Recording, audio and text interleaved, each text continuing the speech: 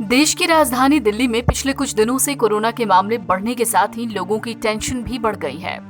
शहर में रोजाना 1000 से ज्यादा नए कोविड मरीज मिल रहे हैं। फिर भी हेल्थ एक्सपर्ट ये कह रहे हैं कि चिंता करने की बात नहीं है।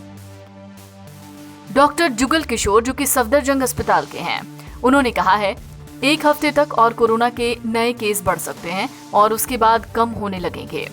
कोरोना वायरस का इंक्यूबेशन पीरियड और इस नए वेरिएंट से क्लिनिकल रिकवरी की अवधि महज 4 से 5 दिन की है।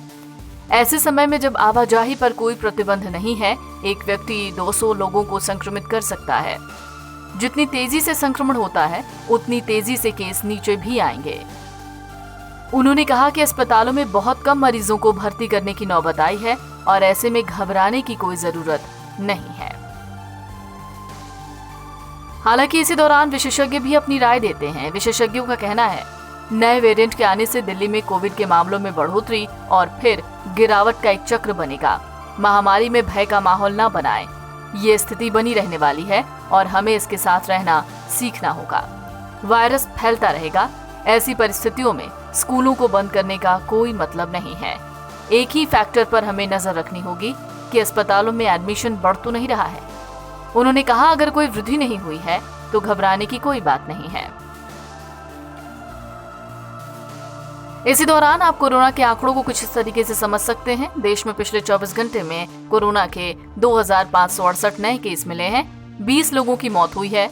कोरोना के एक्टिव केस यानी इलाज करा रहे मरीजों में भी कमी देखने को मिली है। एक्टिव केस घटकर 13,137 हो गए हैं। बीते दिन देश में एक्टिव केस 19,500 की संख्या थी। देश में अब तक कोरोना के कारण 5,23,889 मौतें दर्ज की गई हैं। कोरोना केसों की रिकवरी का प्रतिशत 98.74% है। पिछले 24 घंटे के दौरान 2,911 मरीज ठीक हुए हैं। अब तक 4,25,41,887 मरीज कोरोना को मात दे चुके हैं।